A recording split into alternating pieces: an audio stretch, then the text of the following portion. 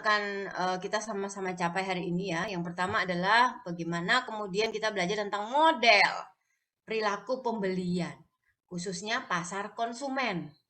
Ya, kenapa pasar konsumen beda, Mem? Ada nanti pasar perusahaan ya, pasar bisnis.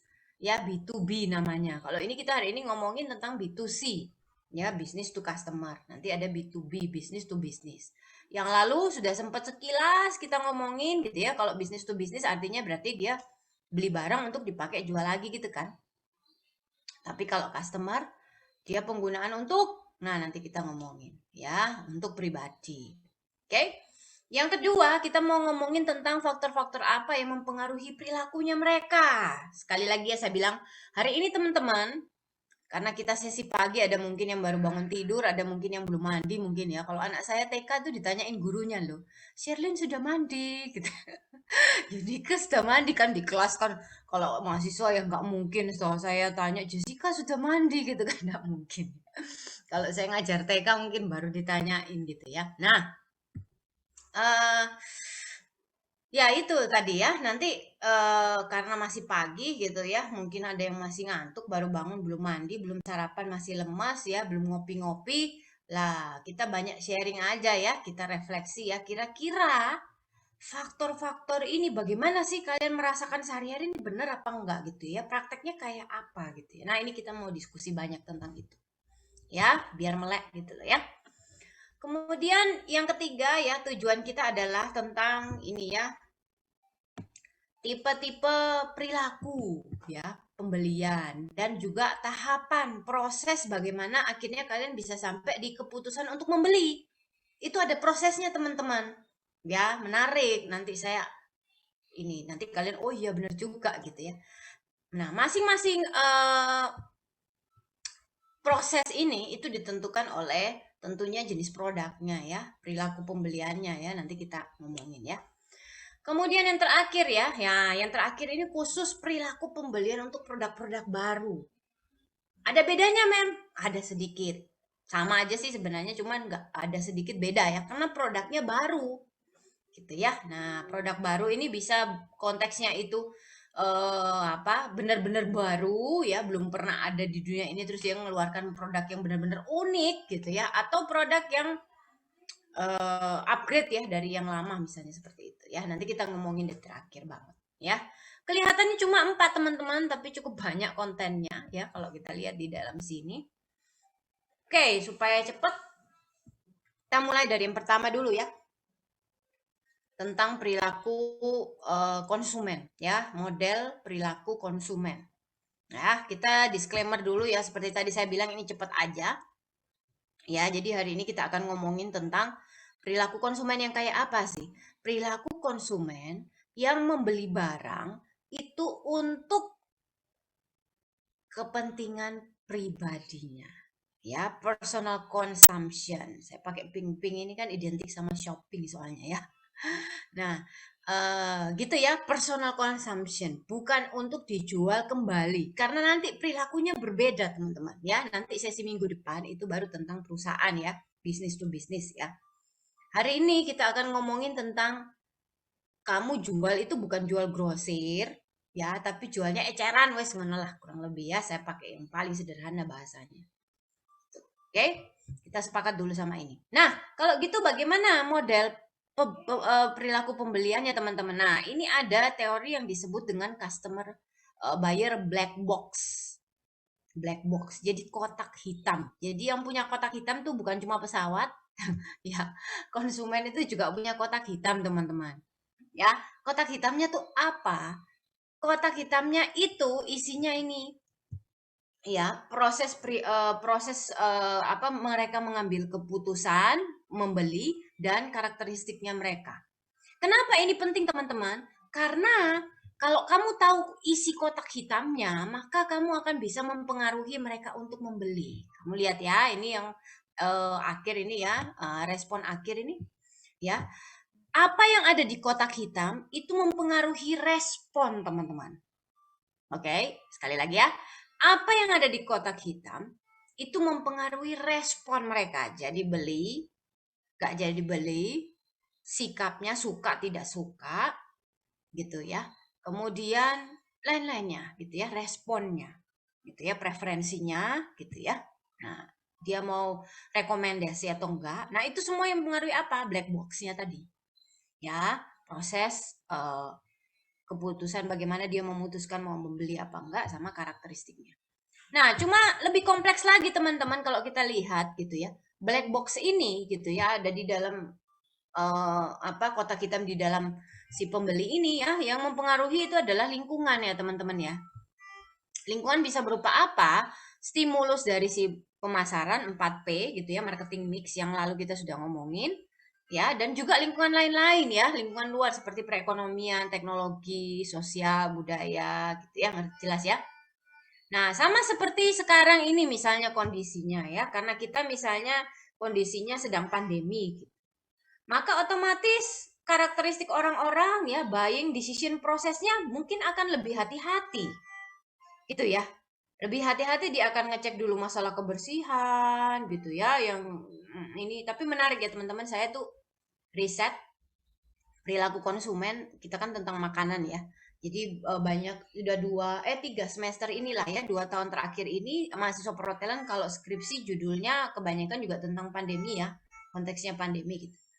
Pernah ada satu bukan satu sih, ada beberapa riset yang menarik ya teman-teman ya. Ngelihat perilaku orang-orang ini sekarang, orang Indonesia ini kalau mau beli makanan online, makanan ini ya, itu kayak apa sih? Gitu ya. Dipengaruhi oleh apa sih? Kesimpulannya ya, walaupun judul skripsinya tuh beda-beda, kesimpulannya teman-teman, orang Indonesia tuh rada nekat. Gitu ya. Jadi menarik ini ya. Menarik, orang Indonesia itu rada nekat teman-teman. Jadi hasilnya itu resiko itu tidak berpengaruh signifikan terhadap perilaku pembeliannya mereka. Pengaruhnya kecil banget. Ya, gampangannya yaitu tadi kesimpulannya nekat gitu ya. Jadi walaupun kalian tahu misalnya PKL ya, jualan nasi goreng di depan rumah gerobak-gerobak misalnya contohnya ya. Itu kempro, masnya yang masak nggak pakai masker gitu ya. Terus juga minyaknya nggak jelas dari mana, apalagi sekarang lagi susah gitu kan. Nah, tapi tetap aja dibeli gitu kan. Nah, itu kan namanya nekat ya. Sama pandemi ini juga gini ya. Sama, kesimpulannya itu rada nggak khawatir gitu loh lah. Saya nggak tahu kalian sendiri ya, coba direfleksikan masing-masing gitu ya. Waktu beli-beli makanan, pilih restoran, ada agak piki-piki, agak-agak parno-parno gitu ya. Atau enggak, bondo nekat ya, bonek, orang Surabaya. Nah, itu ya. Jadi itu dipengaruhi oleh ini. Nah, lebih lebih detail teman-teman, nanti kita akan ngomongin ya bagaimana prosesnya. Nah, hari ini kita akan banyak ngomongin yang ijo-ijo ini. Ya, bagaimana decision prosesnya dan karakteristiknya mereka, teman-teman ya. Nah, ini teori dasar ini belajar tentang perilaku konsumen, ya. Nah, kita mulai dari yang pertama ya teman-teman. Yang pertama dulu ya. Apa saja yang bisa mempengaruhi buyer black box ini? Kita akan ngomongin faktor-faktor yang mempengaruhi tanpa melihat stimulus marketing ya. Sekali lagi. Tanpa melihat stimulus marketing ya. Produknya kayak apa, pricingnya kayak apa, place-nya kayak apa, promotion belum. Tapi kita akan ngomongin faktor-faktor yang mempengaruhi itu yang others. Oke, yang others ya. Nah, minggu lalu sebenarnya sudah ada ya, tapi minggu lalu lebih ke pengaruh ke pemasaran ya. Oke, kita lihat. Faktor yang mempengaruhi perilaku konsumen ya. Nah, ini ada 4 faktor. Ya, ya akan kita diskusikan hari ini. Sebenarnya kalau mau nambah lebih banyak lagi ya. Kurang lebih kita mau diskusi 4 ini. Oke. Ada faktor budaya, ada faktor sosial, ada faktor personal, karakteristik personal, ya, dan ada faktor psikologis. Oke ya. Nah, kita bahas satu persatu ya tentang budaya dulu ya, teman-teman. Bagaimana budaya itu bisa mempengaruhi pembeli? Ini kalian baca ya, budaya itu apa sih ya, tentang basic value, persepsi kita gitu ya, apa yang kita percaya itu baik dan tidak baik gitu ya. Nah, sedangkan ada juga yang disebut dengan subculture ya. Subculture ini misalnya kayak Sherlyn ini orang Indonesia. Sherlyn ini orang Indonesia gitu ya. tapi dia juga etnis Tionghoa misalnya contoh ya, maka itu masuk di subculture gitu ya. Sherlyn ini orang Indonesia, tapi kemudian Sherlyn ini, kalian itu kalau nggak salah jurusan akuntansi bisnis apa pajak ya? Bisnis ya? Bisnis ya, oke. Subculture kalian orang-orang akuntan gitu ya. Nah, gitu ya. Itu subculture ya teman-teman. Jadi ada culture ya, ada basic value yang gede, yang rata-rata mayoritas sama, tapi juga di dalam keluarga kita sendiri mungkin itu ada budaya yang khusus spesifik gitu ya, maksudnya begitu. Oke, daripada saya cerewet terus dari tadi, saya mau tanya ke kalian ya. Menurut kalian, bagaimana faktor budaya ini itu bisa mempengaruhi kalian waktu membeli sesuatu? Ada yang bisa sharing? Gampang ini ya. Bagaimana faktor budaya ini itu bisa cerita aja wes pengalamanmu ya. Waktu bisa membeli sesuatu, itu kalian dipengaruhi oleh budayamu ya, entah budaya keluargamu, entah budayamu sebagai orang Indonesia, atau budayamu sebagai etnis Madura lah, etnis Tionghoa. Indonesia tuh banyak etnisnya ya. Saya Sulawesi misalnya contohnya ya, mempengaruhi itu. Oke, ada yang bisa? Silakan poin.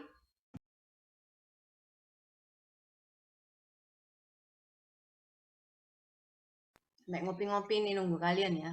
Ayo, siapa yang bisa cepet? Saya mau coba, Bu. Ya, boleh Natania ya, silakan sharing pengalaman. Kalau dari budaya saya, kan zaman-zaman sekarang tuh biasanya apa kayak fashionnya itu udah pakai baju-baju yang agak minim-minim gitu loh, Bu, yang perutnya kelihatan dikit gitu, atau hot pant gitu, atau yang lekbong gitu. Nah, itu mempengaruhi saya dalam membeli baju juga, Bu, karena dalam apa ya, keluarga saya tuh nggak boleh pakai baju kayak gitu. Jadi Gitu, Bu. maksudnya Natania, walaupun trennya ke sana, tetap kamu tidak membeli baju yang seperti itu gitu ya? Iya, Bu, betul. Iya, sama dong ya. Tapi saya juga nggak pede ya, sudah punya anak 3, perutnya nggak sebagus yang di mall-mall itu.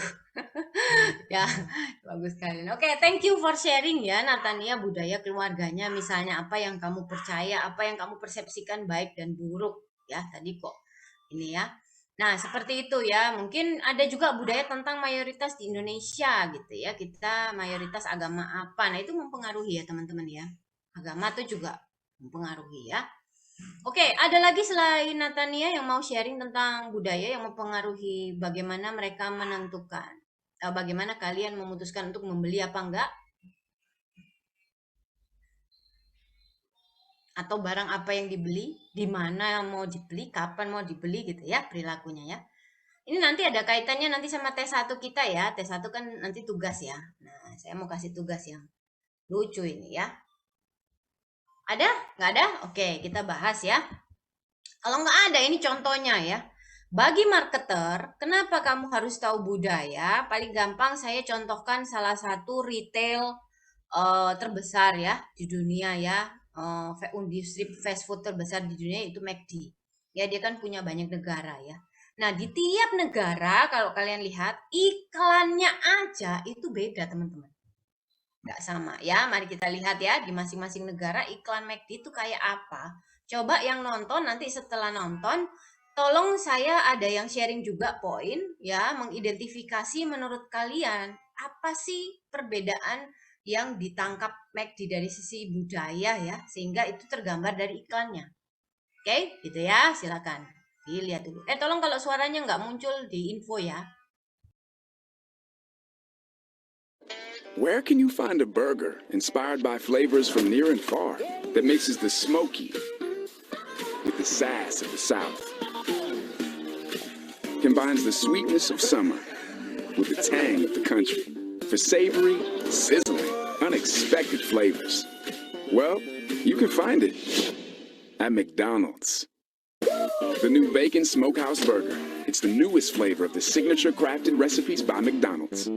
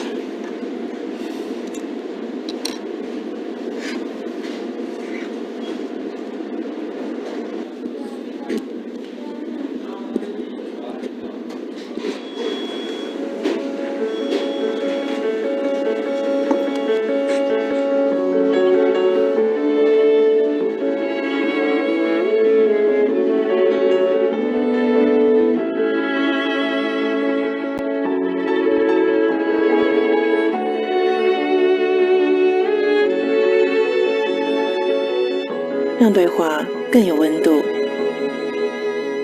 McCafe。 Gravy kofta, chicken, crispy.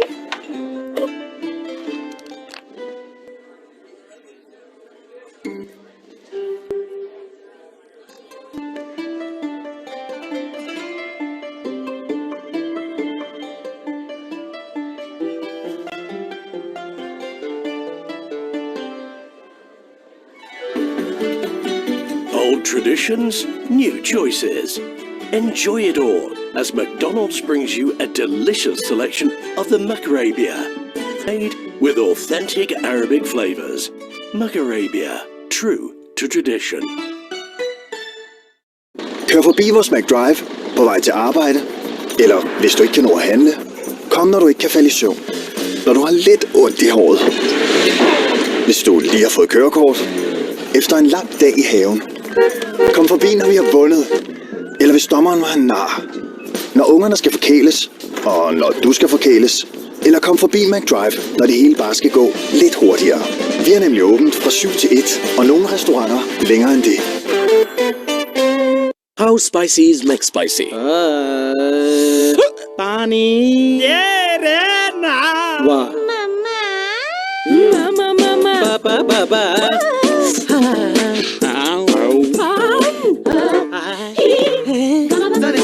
Need a ball. McDonald's का नया max spicy paneer जिसमें बड़े प्यार से अंदर तक घुले स्पाइसेस के बस मजा आ जाए। Oke, itu ya guys, ada sekitar 1, 2, 3, 4 negara, 4 negara kalau saya nggak salah ya tadi. Oke, siapa yang bisa share ya, nggak usah semua ya.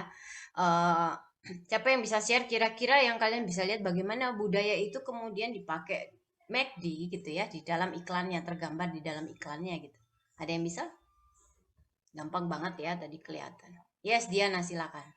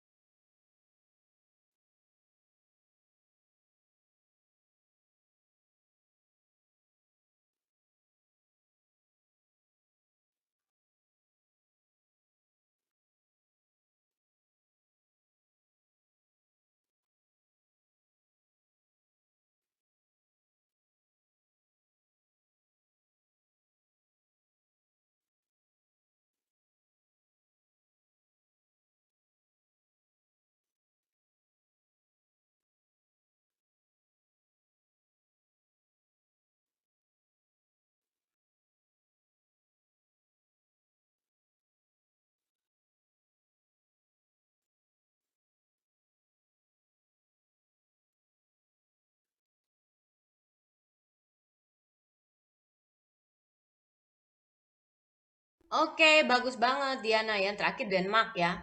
Denmark ya. Tadi kalau nggak salah Denmark, India, Arab, Taiwan sama USA. Nah, thank you banget ya. Betul ya, McD salah satu yang di-adjust selain ya, sebenarnya yang saya tunjukin ini masih 1P ya, promotion aja. Tapi Diana bisa mengidentifikasi P yang lain yaitu produknya ya. Produknya. Kalau di Indonesia ya harus ada nasinya gitu ya. Kalau di luar negeri saya bingung ke McD kok kau no nasi gitu ya. Mesti ada Big Mac-nya toh ya di Eropa terutama ya. Nah, thank you Diana ya. Selain yang tadi sudah benar juga. Ada yang mau nambahin dari isu selain yang di spot Diana tadi?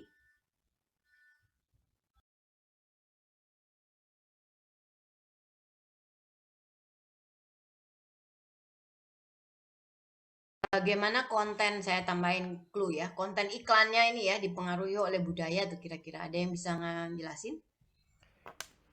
Saya, Bu. Nah, silakan siapa ini ya? Jordan, Bu. Oh, Jordan. Nah, ini belum ngomong nih hari ini. Gimana Mungkin- Jordan? Mungkin tadi yang India itu, Bu. India kan budayanya kental sama yang Bollywood, yang nari-nari itu.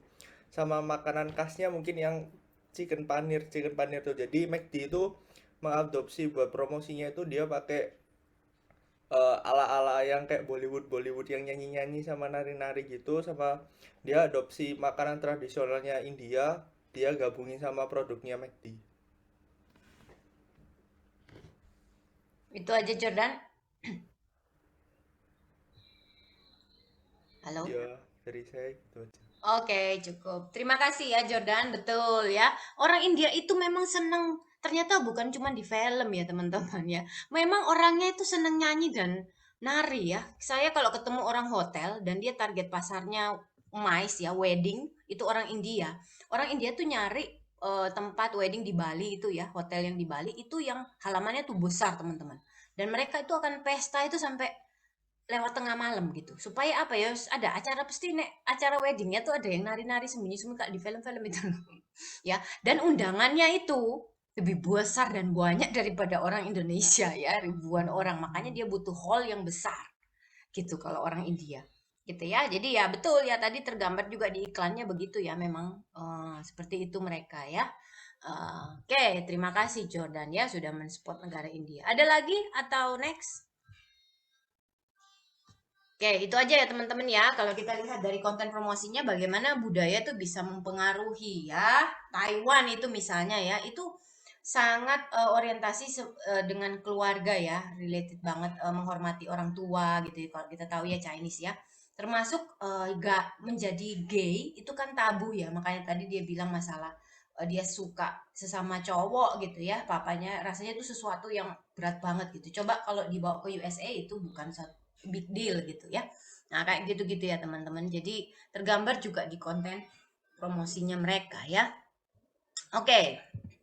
Itu kira-kira semoga bisa menggambarkan ke kita ya bagaimana budaya itu bisa mempengaruhi buyer ya, pembeli. Termasuk strategi pemasarannya di pay promotion kalau tadi yang saya kasih contoh, tapi kalian sudah lihat produknya juga ya. Kemudian faktor budaya yang lain ya, selain culture dan subculture itu ada social class. Classes ya tepatnya ya, kelas sosial. Kelas sosial itu apa teman-teman? Nah, biasanya tergambar ya dari sisi istilahnya ikilah ya, apa namanya kasta-kasta mana ya kelas sosial itu ya. Kasta ada orang miskin, kaya dan menengah gitu ya. Biasanya digambarkan sama ini ya teman-teman ya. Upper, middle, working, lower. Ini di Amerika tapi sama aja. Biasanya secara umum kelas sosial itu tergambar kelas atas, kelas bawah, dan kelas menengah. Gitu ya kalau kita lihat. Nah di Indonesia kayak apa teman-teman? Ini kan di Amerika ya. Di Indonesia tuh kayak gini ya menariknya ya. Nah ini dia di Indonesia teman-teman ya. Di Indonesia diprediksikan ya populasi kita kalau kita lihat itu ya. Kenapa kita salah satu negara yang digadang-gadang merajai perekonomian ya di tahun 2030 kalau kalian lihat di atas ini saya rada kepotong bawahnya seharusnya sumbernya IMF teman-teman jadi ini saya ngambil data nggak main-main ya sumbernya IMF dan diprediksi memang oleh beberapa lembaga riset gitu ya bahwa Indonesia tahun 2030 ya ke atas sampai 2045 itu bisa merajai tangga perekonomian dunia teman-teman melonjak naik. Kenapa kok bisa begitu? Karena ini penggambaran ya tahun 2020 kemarin gitu ya. Ini dari BCG Analysis. BCG ini juga consulting group terkenal di dunia. Ya, yang lalu saya sudah sampaikan salah satu matriks terkenalnya mereka yang dipakai juga di teorinya strategi gitu ya. Nah, kita lihat Indonesia tahun 2012 sama Indonesia tahun 2020 ini beda teman-teman. Kalau dulu kita banyak orang miskin nih, kamu lihat ya, warna biru dan hijau itu gede. Sekarang meningkat perekonomiannya, gemuknya ke tengah ini, ya. Jadi artinya middle class-nya, orang yang level pendapatannya middle class itu naik. Artinya apa? Banyak orang kaya baru, teman-teman. Banyak orang kaya baru. So, kekayaan menggambarkan apa, teman-teman? Kalau di marketing, daya beli, gitu ya. Income, kekayaan itu menggambarkan daya beli ya. Kalau di bisnis ya, di pemasaran ya. Nah, jadi ini kabar baik ya, kabar baik. Kalau perekonomiannya bagus, maka jadi pasar. Makanya banyak sekali investor yang ngelirik gitu ya di Indonesia itu gitu ya sebagai pasar gitu ya. Karena banyak orang kaya baru ternyata teman-teman. Nah, saking Covid aja kita kena imbasnya, tapi ini tahun 2020 loh tetap bagus ya, stabil. Kalau kalian lihat data Covid, saya memang nggak nunjukin di sini ya, tapi saya punya di kelas yang lain. Perekonomian kita masih bagus loh dibandingkan negara lain ya. Kalau di Asia itu pertumbuhannya tuh masih adalah 4-5% masih ada ya. Tapi kalau di Eropa bisa sampai minus, teman-teman. Gitu ya. Jadi kalian harus bersyukur ya, bersyukur juga ya kita nggak fully lockdown seperti di negara-negara Eropa gitu. Karena itu memang menyerang ke perekonomian, gitu ya. Nah, ini ya banyak orang kaya baru ya, teman-teman, kalau kita ngomong strata sosial di Indonesia. Gitu ya. Nah, sosial tadi cultural factor, teman-teman ya. Ini cultural factor yang mempengaruhi ya. Berikutnya ada social factor. Ya, faktor-faktor yang mempengaruhi yang kedua selain budaya itu adalah faktor sosial. Faktor sosial ini siapa sih, teman-teman? Kelompok. Nah, pernah enggak kalian itu membeli barang itu dipengaruhi oleh orang lain? Ini faktor sosial. Sekali lagi ya, perenungan nih. Pernah enggak kalian membeli barang dipengaruhi orang lain? Atau jangan-jangan jawabannya bukan pernah, Mem, tapi selalu, Mem. Nah, ini ya. Selalu gitu ya. Karena riset kita juga di bidang ini ya, perhotelan gitu ya. Orang Indonesia perilaku pembeliannya itu faktor sosial ini paling tinggi, teman-teman. Yang paling mempengaruhi apa yang kamu beli itu dipengaruhi oleh faktor sosial. Ya kayak teman, keluarga gitu ya, idolamu gitu ya. Nah, orang Indonesia itu kebanyakan gitu. Ya. Nah, kalau kita lihat di sini ya, macam-macam grup gitu ya. Definisi grup itu, membership group itu artinya kelompok-kelompok di mana yang memang kalian ada di sana gitu ya, dipengaruhi dan ada di sana, contoh keluarga gitu ya. Aspirational group gitu ya. Nah, ini grup yang namanya aspirational, jadi membawa aspirasi yang kamu ingin masuklah di grup itu tapi masih belum jadi grup itu gitu ya. Dan ada juga yang dinamakan dengan reference group. Nah, ini saya highlight benar-benar reference group. Reference group ini selalu yang dipakai di strategi pemasaran, teman-teman. Gitu ya. Kenapa? Dari namanya reference, maka kelompok-kelompok ini yang jadi referensi waktu kalian mau beli sesuatu. Gitu ya. Yang kalian selalu membandingkan, oh dia kok punya, aku gak punya gitu ya. Aku pengen gitu ya, kayak apa yang dia punya gitu ya. Nah, itu reference group. Nah, contoh penggunaan dalam pemasaran ya teman-teman, ini. Nah, ini dia ya. Makanya kenapa muncul yang disebut dengan influencer, muncul dengan yang disebut ambasador, JNT contohnya ya. Masih sampai sekarang nggak ya kontraknya sama Om Deddy? Nggak tahu ya. Pakai Deddy Corbuzier ya sebagai brand ambasadornya. Tokopedia pun pakai BTS sebagai brand ambasadornya. Dan teman-teman, khususnya ini ya, yang saya punya datanya terakhir ya, Tokopedia dan BTS ini mereka bayarnya nggak sedikit loh. Ya, ngambil BTS ini istilahnya bintang dari bukan dalam negeri ya, dari luar negeri, bayarnya nggak sedikit, tapi dampaknya luar biasa ini teman-teman. Tokopedia kolaborasi dengan BTS sebagai brand ambasadornya. Gitu ya, bahkan BTS-nya kalau di iklan kan kamu bisa lihat mereka bisa ngomong Indonesia dikit-dikit lah ya. Mungkin terima kasih atau apa gitu, saya lupa ya. Pokoknya adalah ngomong Indonesia ya. Nah, itu ya. Jadi ini menggunakan teknik tadi ya, karena kita tahu bahwa manusia ya, customer itu kalau membeli sesuatu itu dipengaruhi oleh reference group. Reference group ini salah satunya adalah idolanya, teman-teman. Ya, ini juga menarik. Ini kemarin ada ya cukup banyak riset sih semester kemarin tuh tentang gini ya. K-pop, K-food gitu ya, bagaimana kemudian K-idol gitu ya mempengaruhi perilaku di Indonesia gitu. Menarik banget. Ini ternyata saya baru tahu karena saya bukan ARMY ya. Di kelas ini ada ARMY? Ada yang ARMY ngaku aja, nggak apa-apa ya. Nggak, saya suruh beliin tiket kok di itu. Sekarang ada ya di bioskop dia konser live ya. Tanggal berapa tuh teman-teman? Saya kemarin lihat karena teman saya kok ARMY juga gitu. Jadi update dia terus ya. Enggak sih, muncul di iklan rasanya ya. Padahal saya bukan ARMY ya. Di kelas ini ada yang ARMY ta? Nggak apa-apa kok ya, nggak dibully ya. Saya cuma mau tanya, mau wawancara malah ya. Ada? Nggak ada ya? Beneran nggak ada ya? Nggak ada ARMY ya? ARMY itu ya tahu ya, ARMY itu sebutan dari fans clubnya si BTS. Gitu ya. Nah, ARMY itu saya baru tahu juga mereka tuh sangat jiwa raga ya. Makanya kemarin bagus penelitiannya tuh sampai ke engagement ya. Hebat banget. Nah, BTS teman-teman, wah kalau kita bicara tentang ini lagi bisa panjang ceritanya ya. Strategi marketingnya mereka memang dunia, teman-teman. Ya, mendunia, keren.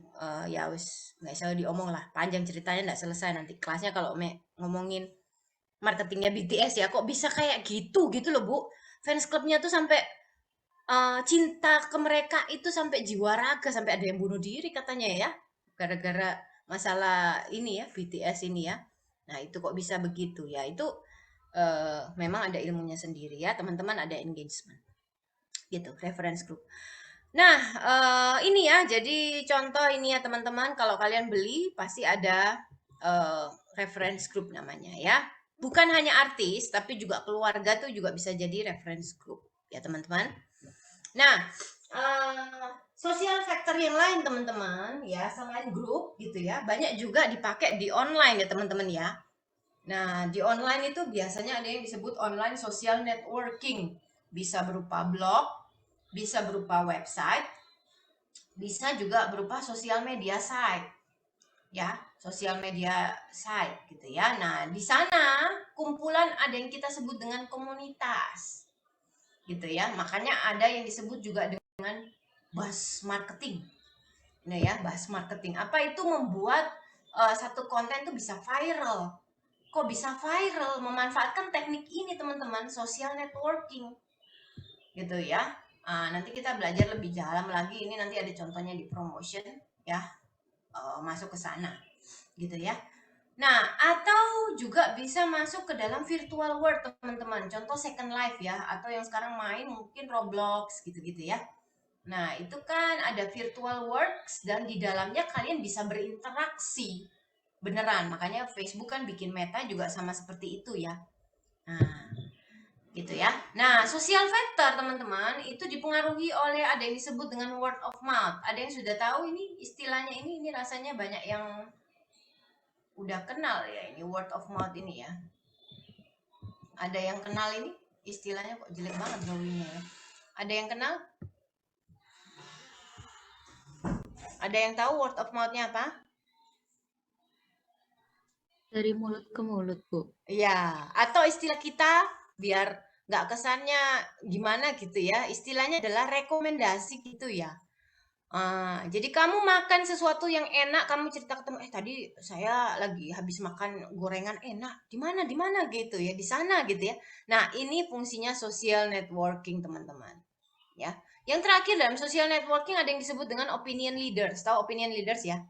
Influencer gitu ya, yang kita kenal dengan influencer. Sekarang ada fashion influencer, food influencer, apalagi ya, game mungkin influencer, ada apalah beauty influencer gitu ya, namanya macam-macam ya. Nah mungkin dari kelas ini juga ada yang jadi influencer.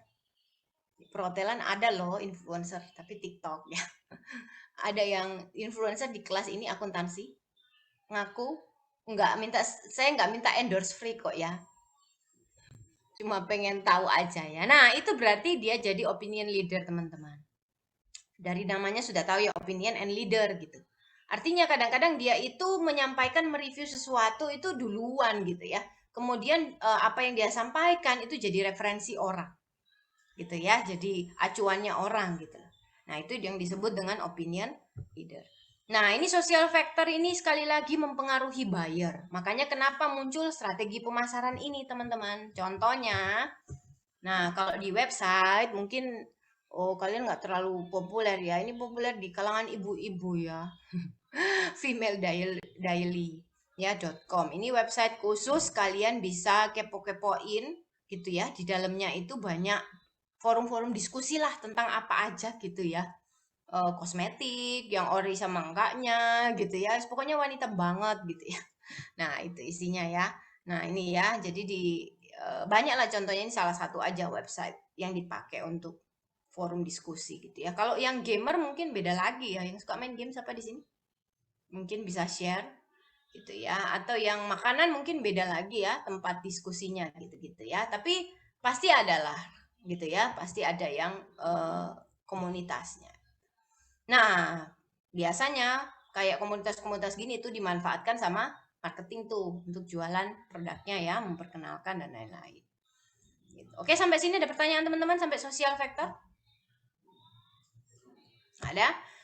Nah, sosial factor yang lain yang mempengaruhi ya, selain kelompok-kelompok di luar, itu pasti keluarga ya teman-teman. Ya, keluarga, peranan, dan status kita gitu ya. Nah, itu juga faktor sosial yang mempengaruhi. Dan ini kebanyakan di Indonesia ini kuat banget. Kuat banget. Ini penelitian saya sudah berapa skripsi itu hasilnya pasti selalu tinggi nih. Ya, orang Indonesia tuh tekanan sosialnya tinggi ya kalau kalau dilihat dari beli apa-apa itu. Bener nggak sih? Ada yang mungkin bisa bilang nggak bener apa bener gitu. Kalau beli apa-apa mesti izin dulu gitu. Itu ya, entah itu mungkin izin ke kalau nggak family ya mungkin pacarnya ya izin dulu ya. Kalau yang sudah menikah pasti suami ya atau istri ya. Nah, kalau selain sosial factor teman-teman, ya yang mempengaruhi juga adalah personal factor ya, faktor personal. Ya, faktor personal berupa apa teman-teman? Karakteristik setiap orang ya, contoh umur dan siklus hidup. Ya, siklus hidup ini bisa kalau kita lihat ada siklus keluarga juga ya, itu mulai dari masih single gitu ya, terus menikah jadi pasangan muda honeymooners gitu ya, terus punya anak pun masih kecil jadi anaknya masih independen, ibu-ibu muda gitu ya, bapak-bapak muda. Nah, itu ada teorinya semua, ada penelitiannya semua dan mengelompokkan, mengsegmentasikan menjadi itu tadi. Tuh ya, nah personal factor. Nah, dari tadi saya sudah ngomong nih, sekarang gantian kalian yang sharing ya. Siapa yang bisa ngasih contoh? Ini gampang nih. Bagaimana usia, konteksnya usia ya. Usia dan stage kalian itu mempengaruhi apa yang kalian beli. Preferensi barang yang kalian beli. Silakan. Gampang nih ya. Bisa sharing cerita pengalaman pribadi ya. Silakan.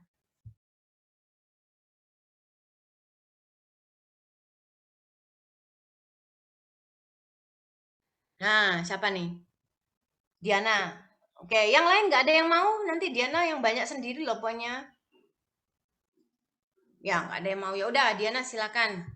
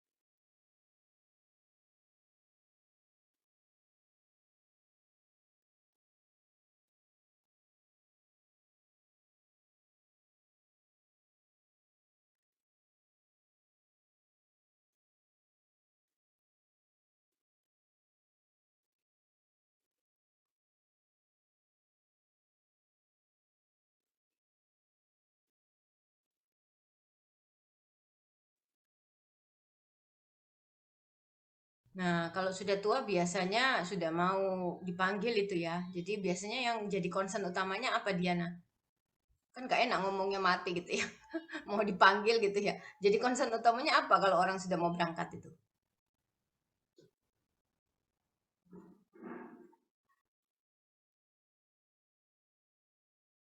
Nah, oh gitu ya. Cuat loh. Makanya gereja di USA itu dipenuhi orang tua-tua toh. Ibu anak muda itu belum merasa perlu ya. Kamu itu benar ya teori ini. Maksud saya itu yang jadi concernnya adalah kesehatan ya toh, security gitu loh. Jadi kalau makan itu sudah mulai mempertimbangkan, kurangi gorengan, perbanyak sayur, yang sehat-sehat gitu kan kalau orang tua ya. Makanya muncul kemarin ada startup dari Petra, namanya Meal for 60 teman-teman. Ya, jadi memang catering khusus untuk orang-orang senior di atas 60 tahun karena kebutuhannya juga beda. Gitu ya. Tekstur makanannya itu juga nggak bisa keras-keras karena giginya mungkin udah habis ya pakai gigi palsu gitu. Nah, ini ya contoh ya, ini personal factor teman-teman. Ya, selain yang diceritakan Diana tadi ya. Saya hanya menambahkan aja orang yang tua-tua. Oke, saya sebentar ya, minta waktu sebentar ya, sebentar.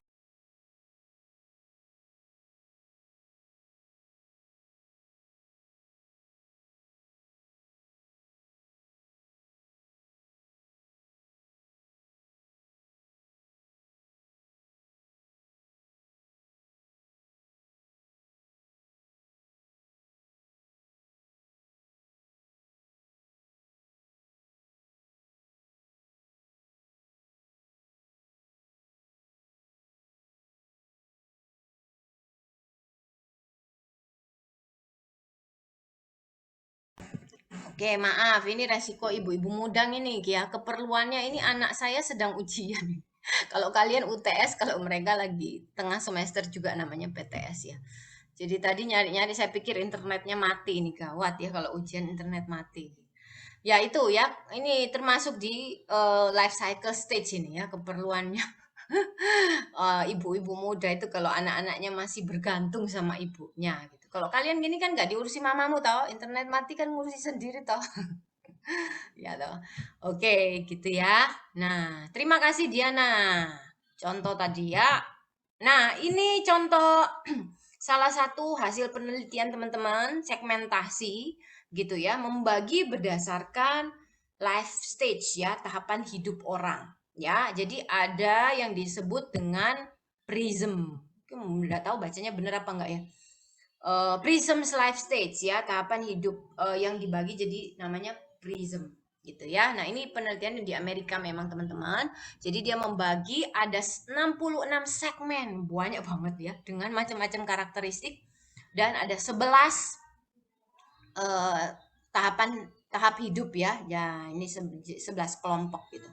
Jadi ada 66 kelompok. Nah, si marketer tinggal milih aja dia mau. Nanti kita ngomong segmentasi itu sebelum UTS ya, teman-teman. Jadi minggu depan belajar tentang bisnis market. Minggu depannya lagi 2 minggu lagi baru kita belajar tentang segmentasi. Dia mau memilih gitu ya, segmentasi dan targeting ya. Menargetkan itu yang mana dari 66 segmen. Karena ini sudah mensegmen, ini sudah disegmen ya. Sudah disegmen sama si konsep ini ya, prism. Nah, ini just for you to know lah ya. Nanti pusing kalian kalau satu persatu saya jelasin sampai 66 segmen gitu ya. Yang penting kalian tahu. Di Indonesia sendiri ada ya hasil penelitiannya tahun 2005 tapi udah lama. Dibagi menjadi segmen ibu-ibu PKK, anak nongkrong, lucu-lucu namanya ya kalau yang mau ya. Nah, itu kayak di Indonesia.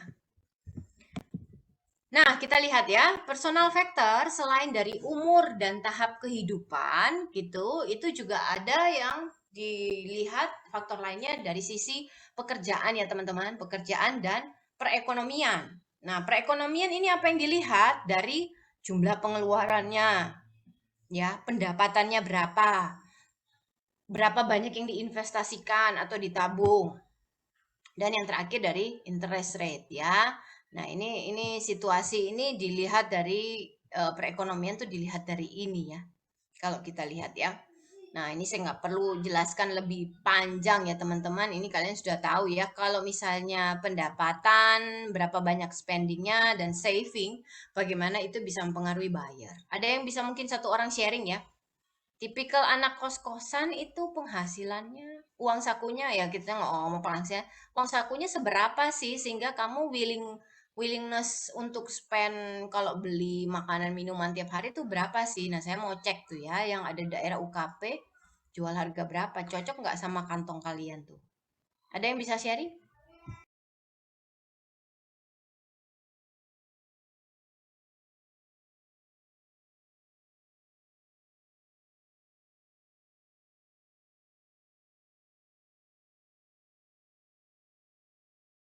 Halo? Pas? Nggak ada? Nah, kalau nggak ada saya mau tanya nih yang off cam aja. Biar jadi on cam nanti. Ya, saya mau tanya ke Vincent. Vincent, orangnya hadir kah? Ya, Bu. Oke. Vincent, ngekos apa rumah? Di rumah saya, Bu. Oke, rumah. Dapat uang saku? Uang jajan? Dapat, Bu. Atau kamu sudah punya bisnis sendiri? Enggak, Bu. Saya masih dikasih orang tua, Bu. Oke, masih dikasih orang tua ya, Vincent. Boleh saya tanya ya, Vincent, kalau kamu biasanya sekali pergi, ya, nongkrong sama teman, kira-kira willingness to spend-nya berapa? Jadi artinya kamu biasanya prefer ya, sukanya dengan makanan, minuman, atau tempat nongkrong yang rata-rata berapa, Vincent? Terus sekali jalan itu ya, Bu? Ya, sekali jalan. Mungkin 50 gitu, Bu, mungkin. 50 ya, anak Petra ya? Iya, Bu. Oke. Rumahnya di Surabaya, Vincent ya? Iya Bu, Surabaya sih Bu. Oke, baik. Berarti nggak pernah ngekos ya? Enggak saya Bu, iya. Oke. Kalau misalnya ke UKP, jajannya di mana ya? Makan siangnya? Di rumah atau di daerah UKP sini? Saya belum pernah ke UKB Bu. Oh iya ya, kalian angkatan 2021 ya? 2000 Bu. 2000. 2020, sorry. Ya. Oh, shock saya 2000 lah. Lebih tua dari saya. Ya 2020 ya Vincent ya. Oke. Iya ya, ya ampun gara-gara Covid gak pernah ke UKP ya. Nanti ya kalau bordernya dibuka tolong datang ya. Oke, spendingnya berarti sekitar 50-an ya. Nah, ini menentukan ya teman-teman. Kalau menurut riset, ya salah satu konsultan yang saya kenal juga, tapi bapaknya sudah berangkat ya gara-gara COVID. Ya, beliau juga intens sama Petra ya teman-teman di Surabaya. Orang Surabaya itu willingness to spend-nya ya, keinginan untuk membeli makanan minuman itu 30 ribuan teman-teman. 30 ribuan. Kalau kamu jual di atas 30 ribuan, tuh ya itu pasarmu rada lebih sedikit sih gitu ya, tapi mayoritas rata-rata 30 ribuan mau spend untuk makanan gitu ya. Nah itu menarik tuh infonya untuk restoran gitu ya. Nah ini personal factor mempengaruhi ya teman-teman ya. Thank you Vincent ya sharing-sharingnya. Nah yang terakhir personal factor itu ada lifestyle ya teman-teman. Apa itu lifestyle ya? Pola hidup. Oke ya, pola hidup ya. Pola hidup ini merupakan gambaran dari psikologisnya mereka. Gitu ya, pola hidup ya. Nah, pola hidup ini maksudnya apa, Bu? Nah, banyak barang-barang yang orang beli itu harganya nggak masuk akal, tapi belinya karena lifestyle. Oke, ada yang bisa ngasih contoh nggak?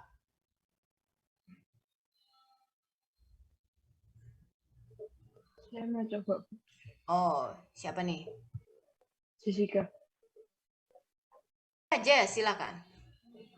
Yang mungkin saya akhir-akhir ini tahu itu kayak ada orang yang lifestyle-nya itu vegetarian.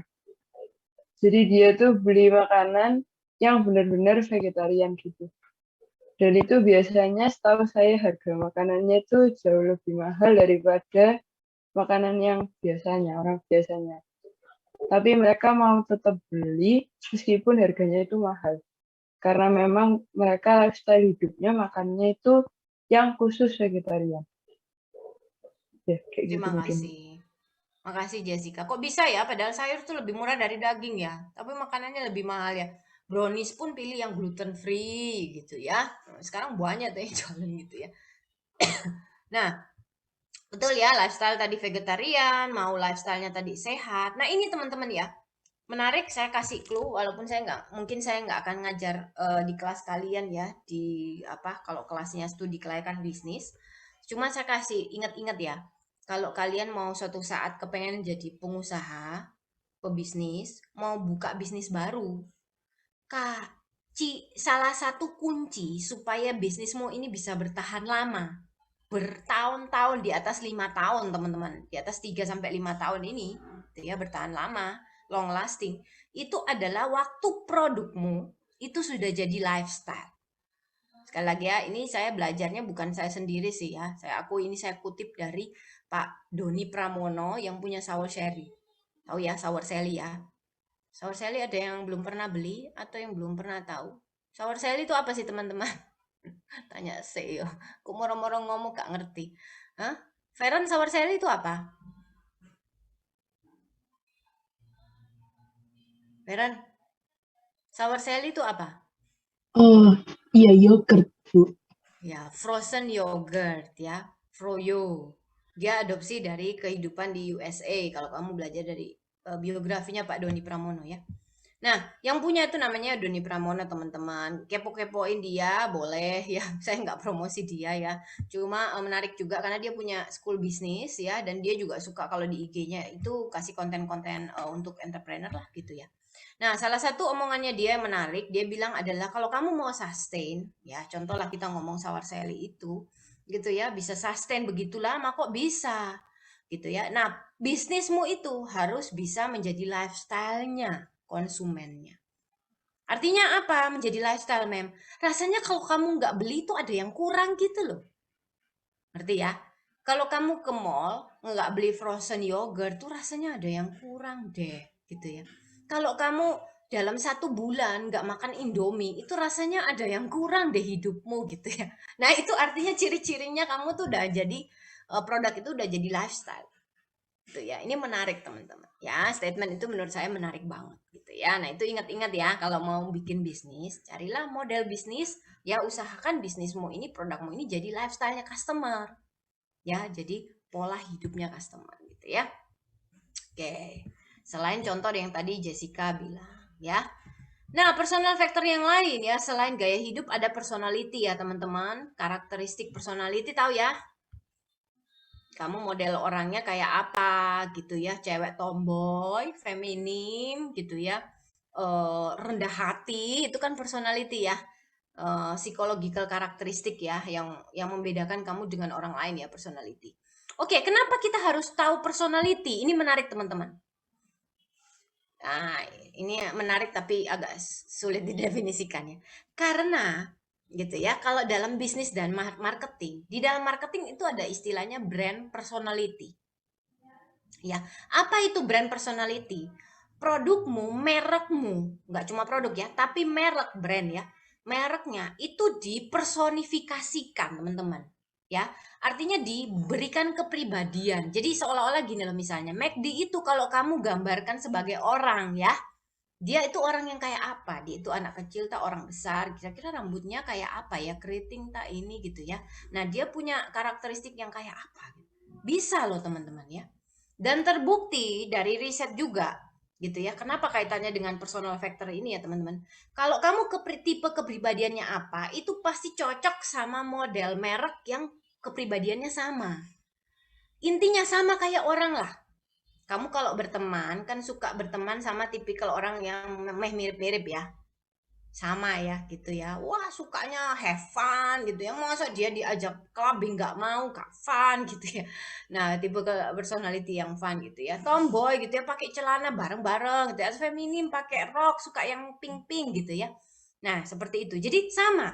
Demikian juga bagaimana dalam pemasaran itu kamu bakalan beli cocok dengan merek-merek yang punya personality yang sama. Sekali lagi ya, punya karakteristik yang sama dengan dirimu. Gitu ya. Kok bisa, Mem? Iya, tiap merek itu juga sama seperti orang, punya karakteristik yang sama. Contoh, ini dia. Hasil penelitian juga ya. Nah, sebentar saya lupa ini ya, yang pencetusnya 5 brand personality traits ini siapa namanya lupa. Tapi kurang lebih ya, karakteristik personality brand itu ada 5 teman-teman kalau menurut penelitian. Nah, ini dikembangkan udah banyak lah. Dari dulu 13 terus jadi akhirnya terakhir 5 ya. Nah, brand personality itu dibagi jadi 5. Ada model brand yang sophisticated, ada yang sincere, ada yang excitement, ada yang roughness. Roughness ini kayak tough gitu ya, tomboy gitu ya, maskulin gitu ya. Nah ini contohnya ya. Saya nggak akan jelasin satu persatu karena kita nggak akan ngomong ini cuma contoh aja ya, bahwa brand itu bisa dibagi jadi 5 karakteristik. Saya langsung contoh ya. Nah ada yang modelnya kompetens. Kompetens ini kayak kalau orang itu modelnya kayak smart gitu loh ya. Smart, high tech gitu-gitu, intelligent gitu ya. Nah ini contohnya ya. Kok bisa, Mem? Bisa. Ini coba kalian perhatikan baik-baik ya. Brand yang ada di sini Disney, Hallmark, Amazon, Cadbury, itu dia punya personality itu sincere, teman-teman. Ya. Sedangkan yang rada-rada fun, excitement, Coca-Cola pasti, Red Bull iya. Gitu ya. Nike iya ya. Jadi model brandnya itu fun ya, apa ya? Coca-Cola itu kan minumannya juga fun ya. Produknya itu kan ada bubble-bubblenya gitu ya. Jadi biasanya juga digambarkan dengan iklannya itu mereka yang happy, bukan yang emosional ya, yang happy yang bahagia gitu. Nah, terus kompetensi ya, kompetensi ini yang tadi ya intelijen, gitu ya, Google, Intel, Microsoft, Volvo gitu ya, itu kan brand-brand yang kelihatannya intelijen ya, selalu inovatif gitu ya, memberikan sesuatu yang baru gitu. Sophisticated, kelihatannya mewah, kesannya elegan banget. Rolex, Gucci, Apple, Tiffany gitu ya. Modelnya maskulin, brand-brand apa yang maskulin? Ini ya, Mario Boro, Timberland, Harley Davidson tuh maskulin banget gitu ya, kelihatan brandnya. Nah ini buktinya teman-teman, bahwa merek itu juga bisa seperti orang. yang punya karakteristik, ya. Kalau kamu cewek yang feminim, kalau mau naik model beli merek-merek yang Ragnes kok rasanya gak cocok ya. Saya lebih suka yang sophisticated gitu, kesannya elegan gitu ya, seleranya gitu. Nah, itu contohnya teman-teman. Jadi apa fungsinya kalian tahu gitu ya. Bagaimana personality orang digambarkan ke brand. Karena orang yang punya personality yang sama itu bakalan ya membeli juga merek-merek yang mirip-mirip dia dong. Ya tuh percaya aja, udah banyak sekali risetnya bilang bahwa ada hubungannya kayak gitu, personality orang dengan si brandnya sendiri ya. Makanya kalian perlu segmentasi, nanti kita ngomongin 2 minggu lagi ya. Oke, nah itu personal factor teman-teman. Nah ada lagi psychological factor yang mempengaruhi ya. Ini faktor terakhir nih yang kita ngomongin yang mempengaruhi ya, tapi banyak. Isinya ada motivation, perception, learning, and belief and attitude. Ya, motivation, persepsi, learning, dan belief and attitude. Kita belajar satu persatu ya. Yang pertama yang mempengaruhi secara faktor psikologis itu adalah motifnya, motivasinya.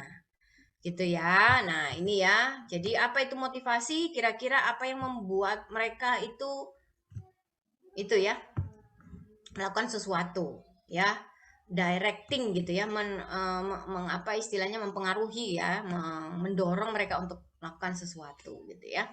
Nah, perlu diriset teman-teman. Kalau ini ya mau cari tahu motivasinya customer ya harus diriset gitu ya. Risetnya gimana caranya? Ya FGD. Yang lalu kita sudah belajar ya, marketing riset kalau saya nggak salah ingat, walaupun nggak dalam, tapi sudah bahas tentang FGD ya. Nah, kualitatif riset ya. Nah, jadi saya nggak mau panjang-panjang di sini. Nah, gini ya. Motivasi yang paling terkenal teorinya itu namanya Bapak Maslow teman-teman, nih dari dulu sampai sekarang dan dipakai terus, cuman yang paling dikombinasikan ganti-ganti objek. Tapi udah kenal bapaknya ya, tapi gak kenal bapaknya gak apa-apa, saya juga gak kenal ya, tapi kenal teorinya ya. Nah Bapak Maslow dari dulu sampai sekarang ini benar banget konsepnya, bahwa manusia itu dimulai dari kebutuhan fisik dulu. Kalau kebutuhan bawah itu sudah terpenuhi, maka dia akan mulai naik sampai self aktualisasi. Paling gampang ya saya kasih ilustrasi. Kenapa orang mau beli face shield-nya Louis Vuitton itu harganya sekitar 40 juta ya, apa 14 juta ya, saya lupa ya. Pokoknya harganya jutaan. Face shield yang kamu bisa dapat 10.000 itu di supermarket. Karena dia kebutuhannya bukan fisik, bukan safety, bukan love, tapi sudah ke self-aktualisasi. Dan kenapa mereka bisa beli semahal itu? Karena kebutuhan fisiknya sudah terpenuhi, keamanan juga mereka sudah, komunitas juga dia punya, dan dia butuh aktualisasi diri. Itu biasanya orang-orang kaya. Ngerti ya? Kalau misalnya kamu aja makan nggak bisa,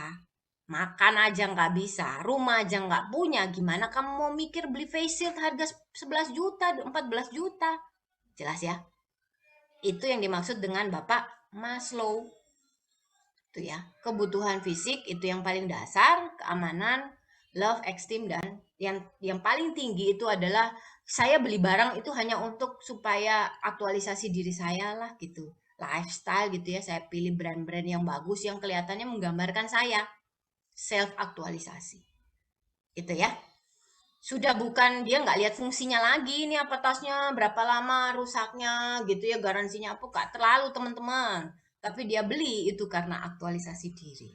Itu yang dijual sama merek-merek yang mahal. Kok ada yang beli sih mem tas sampai kayak 1M gitu ya, itu karena ada pasar yang kayak gitu ya. Ini teori kebutuhan ya, dari dasar sampai ke aktualisasi diri. Nah, ini panjang ceritanya ya. Nah, pertanyaannya gitu ya, kalau orang kaya kemudian tiba-tiba terdampar di satu pulau kecil, ya kayak film survival gitu ya, dia sudah tidak membutuhkan barang-barang mahal lagi teman-teman, tapi yang dia butuhkan adalah makanan aja susah gitu, yang dia cari kembali ke dasar. Gitu ya. Nah, ini perilaku manusia. Sama lah seperti kalian. Nah, coba dipikir-pikir ya. Sekarang kalian kebutuhannya ada di level mana ini ya? Di level mana ini ya? Oke. Nah, dalam psychological factor, selain tadi ya, motivasi dari teorinya Bapak Maslow ini ya, orang motivasinya macam-macam tuh, ada kepengen fungsinya atau mulai dari fungsi sampai aktualisasi diri gitu ya. Nah, yang kedua adalah persepsi ya. Faktor psikologis yang kedua adalah persepsi. Apa itu persepsi? Bagaimana kita itu menginterpretasikan sesuatu. Kita punya persepsi terhadap sesuatu. Barang ini bagus apa jelek, barang ini haram apa halal, barang ini apa namanya, kelihatannya berkualitas atau tidak gitu. Persepsi. Gitu ya. Nah, proses persepsi kita itu ada ini ya, selective intention, distortion, dan retention. Apa yang dimaksud ini? Nah, ini ya teman-teman sudah saya kasih di sini ya, biar kalian gampang ingatnya ya. Kalau attention gitu ya, ini biasanya yang bikin orang itu milih-milih teman-teman apa yang dia mau lihat dan dia enggak mau lihat. Gitu ya, contoh tadi Natania misalnya gitu ya, dia mungkin dari level keluarga yang punya rules gitu ya. Oke, kalau misalnya baju-baju yang rada minim-minim saya sudah nggak mau lihat gitu ya, maka ya kamu akan skip model-model iklan atau sponsor Instagram yang mungkin gambarnya sudah begitu gitu ya, nggak akan kamu baca captionnya gitu ya. Itu selective intention ya, karena psychological factor ya. Selective distortion itu adalah bagaimana mereka kemudian milih-milih informasi yang kira-kira yang bisa mendukung apa yang mereka percaya, teman-teman. Ya, mereka cenderung ya menginterpretasikan informasi-informasi yang mereka bisa percaya gitu ya. Nah, kepercayaan kalian kalau misalnya orang yang pakai baju mini gitu ya, misalnya tadi ya. Nah, itu kira-kira ya kamu menginterpretasikan informasi itu, ya kamu percaya bahwa itu tidak baik gitu ya. Jika kamu menginterpretasikan, oke, membeli baju mini itu adalah sesuatu hal yang tidak boleh ya, tabu gitu ya.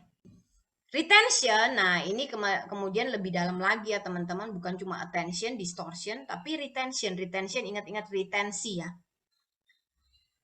Artinya apa? Nah, yang kalian kalau beli barang sesuatu, itu cuma yang kamu ingat-ingat itu adalah barang-barang yang berkesan bagus ke kamu. Gitu ya. Di dalam psikologisme gitu ya, kamu ingat-ingat tuh kesan yang bagus, menyenangkan. Gitu ya. Nah, makanya kenapa kalau marketing itu mereka mencoba kemudian memberikan experience ya, pengalaman-pengalaman waktu kamu membeli itu yang dapat kamu ingat. Ya, membuat kamu puas. Supaya suatu saat kamu kepengen beli HP, nyebutin merek yang menurut kamu bagus, yang kamu ingat gitu loh. Jelas ya? Itu retention. Dalam psikologis itu bahwa orang-orang tuh cuma mengingat yang brand-brand dan mau membeli ke depannya itu hanya brand-brand yang mereka sukai ya, yang menurut mereka bagus, punya pengalaman yang bagus gitu ya. Nah, jadi ada attention, distortion, dan retention ya dalam hal persepsi gitu ya. Oke, berikutnya ada learning ya teman-teman. Learning ini belajar, gampang ya. Maksudnya apa teman-teman? Nah, bagaimana satu pembelajaran itu, bagaimana waktu kamu beli barang, itu dipengaruhi oleh pengalaman belajarmu. Oke, pengalaman belajar ini artinya apa? Kamu belajarnya dari punya pengalaman dulu. Gitu ya, punya pengalaman yang dulu saya pernah beli makanan ini kira-kira bagus apa enggak gitu ya. Nah, ini proses belajarnya itu kurang lebih kayak gini ya, ada driver, stimuli, clues, respon, dan response. Saya contohkan misalnya kamu mau beli kamera ya. Kamu beli kamera karena kepengen jadi YouTuber gitu ya. Nah, jadi itu jadi drivers ya. Motivasimu beli kamera tuh karena kepengen jadi YouTuber. Gitu ya. Ada yang menstimuli gitu juga ya. Drivers ini yang menstimulus ya. Kira-kira kamu akhirnya mencari-cari informasi tentang kamera-kamera yang cocok untuk seorang YouTuber apa. Terus kamu dapat clue-nya nih. Dapat clue gitu ya. Sebentar ya. Nah, dapat clue gitu ya. Kira-kira menurut temenmu kamera-kamera yang jadi YouTuber ini apa aja yang bagus? Oh, tipe ini gitu ya. Ini pencahayaannya gini-gini. Ini kalau misalnya gambarnya tuh bisa begini-begini gitu ya. Dapat clue dari teman-teman atau dari forum-forum tadi ya. Ya. Akhirnya kamu lihat memutuskan, oh kamera yang bagus itu Sony tipe apa ya? Yang suka kamera ada nggak ya? Nggak ada ya. Sony tipe something lah ya, karena gambarnya bisa lebih tajam, dia juga bisa autofocus misalnya ya. Maka kamu merespon dengan pergi ke toko Sony dan membeli kamera Sony. Ternyata waktu kamu coba kameranya ya, jadi seorang YouTuber gitu ya, kamu cocok banget. Waduh, saya kelihatan cantik dengan kamera Sony. Nah, muncul reinforcement teman-teman. Suatu saat kalau kamu mau beli kamera lagi, maka kamu cocok dengan merek Sony. Itu namanya proses learning. Ya, ada yang mendorong kamu belajar, cari informasi, merespon, dan belajar juga dari pengalaman. Itu ya, sehingga kamu bisa memutuskan gitu ya, ini mereknya bagus apa enggak, kedepannya saya mau beli lagi apa enggak. Itu ya, itu proses learning. Oke, saya pengen tanya deh, kelihatannya ya, dari teman-teman ini, ada enggak yang bisa sharing gitu ya, pengalamannya waktu pengalaman belanjanya ya, dia dengan apa proses learning tadi ya, yang saya kasih contoh. Barang apa aja deh, mau makanan, minuman gitu ya, atau barang-barang elektronik gitu ya, fashion, kosmetik, apa aja, salon ya, jasa mungkin ya. Ada nggak yang mau sharing? Open ini untuk poin. Ada? Pas? Nggak ada yang mau dapat poin nih.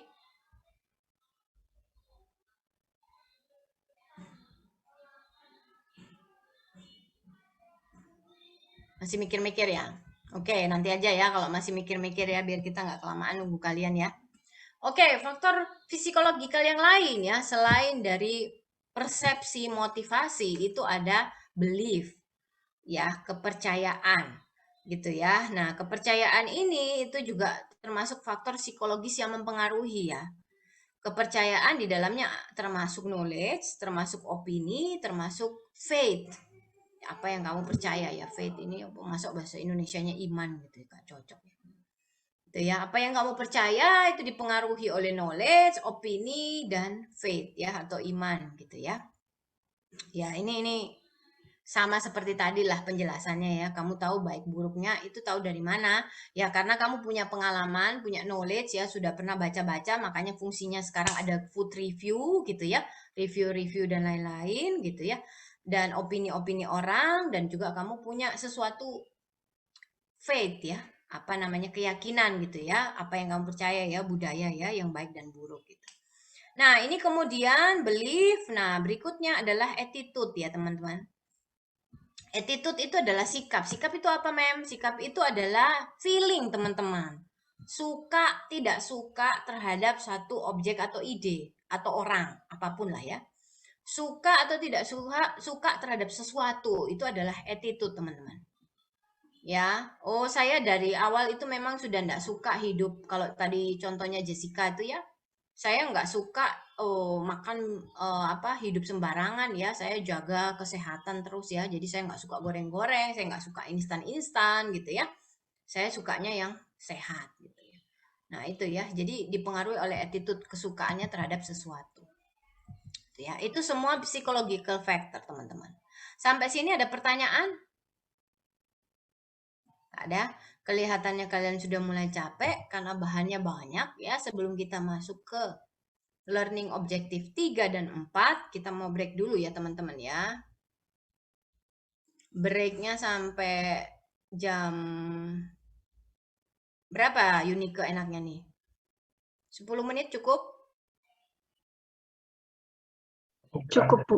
Oke, berarti kita kembali jam 9.20. 24 ya, Bu. 9.25. 25 aja ya. Oh iya, oke, Bu. Oke.